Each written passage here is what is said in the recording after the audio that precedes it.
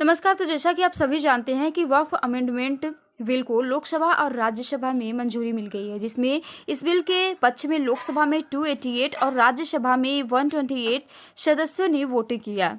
वहीं दूसरी ओर इस महत्वपूर्ण बिल के विपक्ष में लोकसभा में 232 और राज्यसभा में 95 सदस्यों ने वोटिंग किया।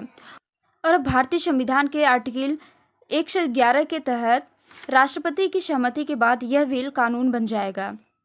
कोई भी बिल कानून कैसे बनता है, इसका उल्लेख भारतीय संविधान के अनुच्छेद 107 और 108 में स्पष्ट किया गया है। तो अब वक्फ क्या है, इसके बारे में हम यहाँ पे ज़्यादा डिटेल में बात नहीं करेंगे। इसकी जानकारी आपको सोशल मीडिया पर मिल जाएगी। तो यहाँ पे हम इसको शॉर्ट में और आसान भाषा में समझेंगे।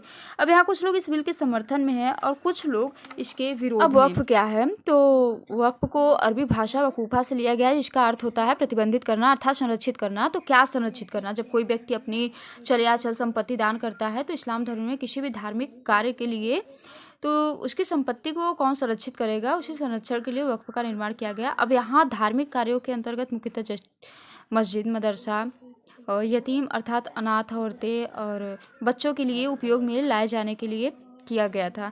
क्योंकि जब मुस्लिम लॉ में तलाक के बाद मुस्लिम महिला को भरण पोषण के नाम पर केवल इद्दत की अवधि तक ही मुस्लिम पुरुषों की जिम्मेदारी होती है। वह अवधि 3-4 महीने मतलब कुछ भी हो सकती है कि वह उसका देख रेख करे। उसके बाद उसकी मुस्लिम पुरुष की कोई भी जिम्मेदारी मुस्लिम महिला के अंतर्गत नहीं होती।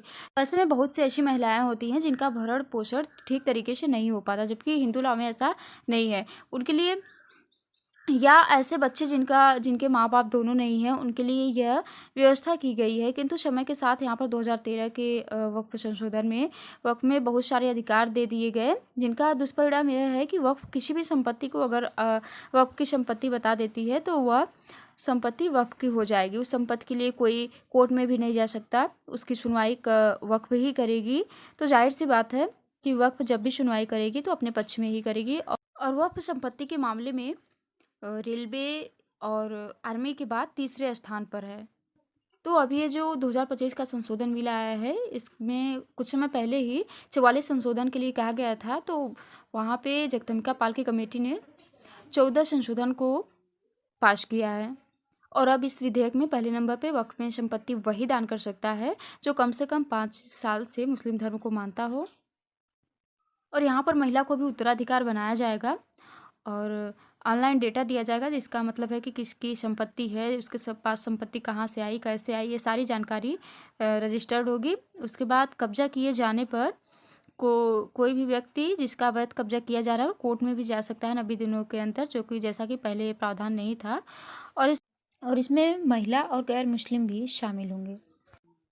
तो इस बिल में ऐसा कुछ भी नहीं है जो मुस्लिम धर्म के खिलाफ हो, फिर भी कुछ लोग विरोध कर रहे हैं। तो इस बिल को लेकर आपकी क्या राय है, कमेंट बॉक्स में ज़रूर बताएं।